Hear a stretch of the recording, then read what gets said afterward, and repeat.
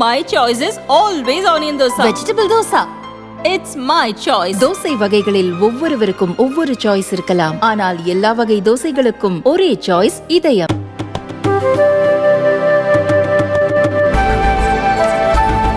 கேரள மாநிலம் திருச்சூரில் பாஜக வெற்றிக்கு காங்கிரஸ் கட்சியின் ஓட்டு சரிவுதான் காரணம் என்று அம்மாநில முதல்வர் பினராயி விஜயன் கண்டுபிடித்துள்ளார். கேரள மாநிலம் திருச்சூர் மக்களவை தொகுதியில் போட்டியிட்ட பாஜக வேட்பாளர் சுரேஷ் கோபி வெற்றி பெற்றார். இதனால் கேரளாவில் முதன்முறையாக பாஜக கால் பதித்தது. மக்களவை தேர்தல் தொடர்பாக கேரள சட்டமன்றத்தில் அம்மாநில முதல்வர் பினராயி விஜயன் பேசினார்.